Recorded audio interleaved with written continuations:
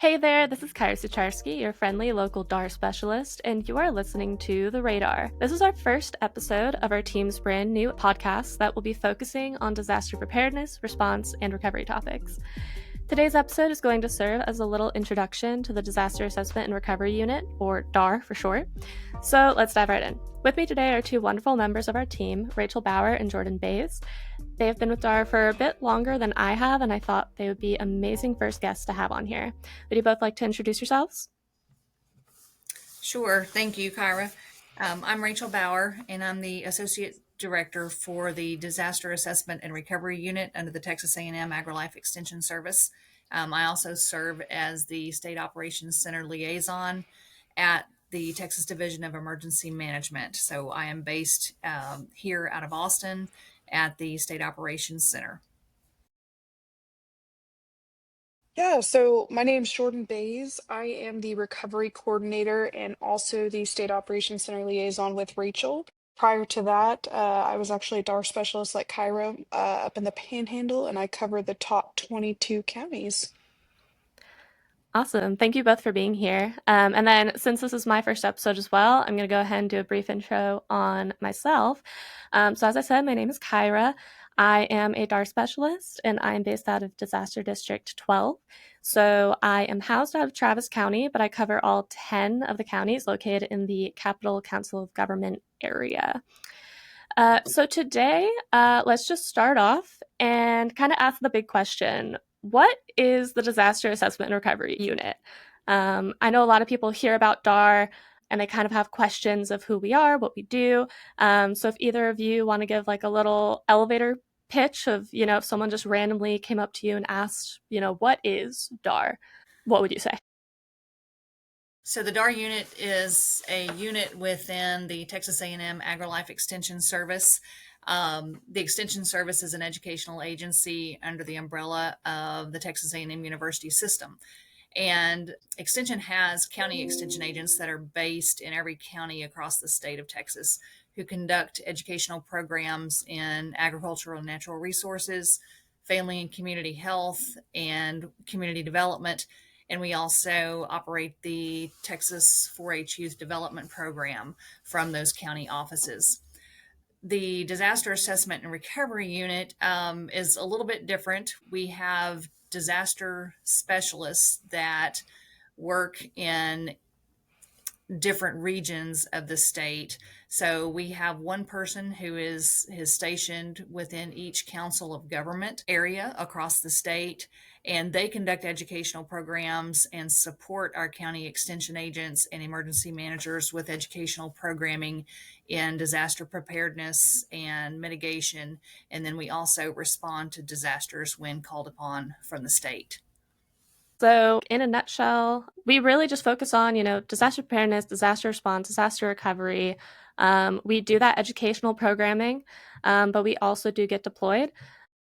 I think a lot of extension agents, when I go and talk to them, and when I initially was in this position, like brand new DAR specialist, first day on the job, I had to go and try and explain who we are and how we kind of fit into extension. And when I'm at outreach events, I'll say, "Oh yeah, we're with Texas A&M Extension, but we're the Disaster Assessment and Recovery Unit." And people wonder, "Oh, okay, so you're with, Travis County, or you're with Williamson County, or you're with Teeks, or you're with whomever." I have to explain that there's a very large umbrella and we're somewhere under that umbrella. So, how would you kind of explain how we're organized within the Texas A&M system? So the Disaster Assessment and Recovery Unit is a part of Texas A&M AgriLife Extension Service, which is an agency under the Texas A&M umbrella, similar to the Texas Forest Service, Texas Division of Emergency Management, Texas Engineering Extension Service, and the Veterinary Medical Diagnostic Lab. So there are multiple agencies underneath that A&M umbrella that some people may think are standalone state agencies, but we are within the Texas A&M University system. So, looking back, how did DAR get started? Like, what led to the process of this unit forming? Traditionally, our extension agents always dealt with disasters when they occurred in the counties in which they lived or in those regions. So they did help with the initial response and recovery efforts in those counties. Um, After Hurricane Harvey, there were recommendations made on the state level on how Texas could better prepare for and respond to large disasters. So, after the Eye of the Storm report was published, our agency received funding from the legislature to develop the Disaster Assessment and Recovery Unit to help educate citizens across the state on disaster preparedness. It also allowed us to be a force extender to support the Texas Division of Emergency Management and local emergency management during disasters. And it also allowed us that funding to assist with any recovery needs post disaster. So that was in October of 2019 when the Disaster Assessment and Recovery Unit actually began. I know that Rachel, you were there from the get go. What did the early days kind of look like for the unit? Like, what was everyone doing? How was it structured? How many people did we originally have? So the early days of the unit, and I know that's been almost 6 years ago. Hmm. We're basically forming a unit from the ground up with our protocols and procedures. And about the first 6 months, we were involved with that. In March of 2020, we ended up going into COVID response. And that was definitely a different response and something that we didn't anticipate getting involved in. And that's probably a story for a little bit later on. Hmm. But originally, we had 19 disaster assessment and recovery specialists that we hired over the course of the first probably 6 months to a year. And those individuals were put in place to conduct educational programs across the state and to support the state with response. So we also had a health specialist that was hired with the funding to assist with mental health programming and provide resources for that. And over the years, we have gradually increased to where now we have approximately 40 in our response and recovery division. We have 26 DAR specialists now that are placed across the state in each Council of Government region. So we have representation all across the state. And within the past year, we've also integrated a mitigation branch into our unit with approximately 28 members. They're based in the Houston area, and that involves the Community Health and Resiliency Group. They operate the CHARM program and also the Green Infrastructure for Texas program. And they help communities with planning and mitigation efforts for a disaster. Awesome. So Jordan, when did you join the unit? Were you like right at the start, or were you hopping on board a little later? Yeah, so I joined the unit in September of 2022. And I was coming on right as soon as they were kind of heading out of the COVID mission phase. And so yeah, that's when I started. And what did it look like for you? Like, what area did you? I know you were up in the Panhandle, but kind of like what was your kind of day-to-day structure? Because now I know you're in a new role over at the SOC. So, what was it like being a specialist before we kind of had that secondary expansion? Yeah, so just from our initial start, originally before we reorganized, we used to be under the district extension administrators. And so, kind of under that leadership, our primary focus was getting out into the field, meeting with our county extension agents, and reviewing those animal issue plans. That was the main focus, just from me getting hired and throughout that first year of my job. That's really what they wanted me to do, is just to connect with them, ensure that we were going over their animal issue plans and working to get those updated. And then that was kind of during my blue sky days. During my gray sky days, we actually had a lot of disasters come through whenever I was up there. We had the dairy explosion over in Dimmitt, and then there was the Parrington tornadoes. And then we also had a bunch of flooding while we were up there. And so, really, I got to work with a lot of those local emergency partners, like the Tatum District Chiefs, some of the ACs, the area chiefs in that region. And so, kind of got to network with them just from the get-go. And, today those relationships have carried through with some of the larger disasters that we go to, still seeing the same people today. And again, just getting to network with them. So, Mhm. And then I know you kind of touched on blue sky versus gray sky. So, for those out there who aren't familiar with the terms, blue sky is kind of what we do on a day to day basis. So, that's going to be our educational programs, that's going to be outreach with local emergency managers, county agents, judges, things like that. And then gray sky is when a disaster occurs and we are deployed out to the field. So, that can be for a flood, a tornado, a wildfire. Most recently, we had the Kerrville flooding event. So we can be sent anywhere in the state. We could also be sent outside of the state. So I know that we had a few members go to North Carolina for the Hurricane Helene response. And I know a few years back, there were members of the team that went out to California. And I believe it was a wildfire event. Correct me if I'm wrong, Rachel. Yes, we've deployed members from an EMAC request or Emergency Management Assistance Compact request from the state of California that was sent to the state of Texas for assistance.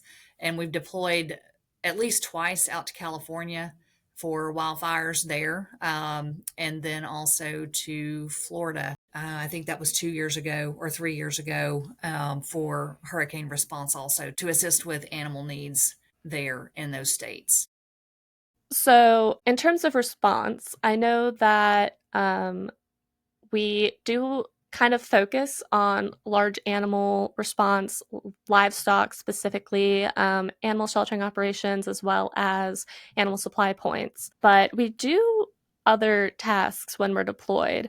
For those out there who don't know how we're kind of structured on the state level, we are part of ESF 11, which means that we kind of cover ag and natural resources, but we do branch out to other areas. So I don't know if one of you wants to take that and kind of explain what else we kind of get to do in the response phase. So some of our responsibilities within ESF 11, as you stated, Kyra, deal with livestock response or large animals where we may go in and assist county extension agents in setting up an animal supply point or an animal shelter to bring in feed or supplies or hay for livestock, and then provide producers in that area with a location where they can bring livestock in to keep them safe from the path of the fire or a flood. Some of the other things that we do is we help manage some of the animal sheltering operations for pets as well, and provide support to the Texas A&M University Veterinary Emergency Team that is managed by Dr. Deb Zarand. And in the past, we have provided logistical support where our DAR specialists can go in and help them with their daily operations of their equipment and managing the people who are coming in, bringing in animals that may need some veterinary treatment after a disaster, or if the vet team is set up or is requested by a county or a city and they're set up to provide support for search and rescue dogs.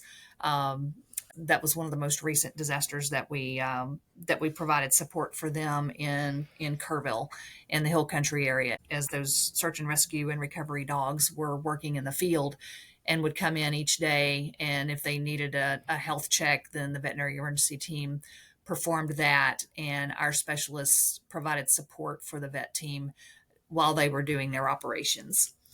Um, Other things that we do during a disaster is coordinating with our agency partners, such as the Texas Animal Health Commission and Texas Department of Agriculture, to secure donations, or to just assess needs out in the counties. As we hear, that there are are issues or maybe specific needs out in the counties that we can meet or get donations for. We provide educational resources through some of the disaster recovery centers to support ag and natural resource operations to help people recover from that disaster, whether it be information on water well testing, on land recovery after a fire, or debris management, and just help point people in the right direction to help them recover more quickly, and get information from some of the partner agencies.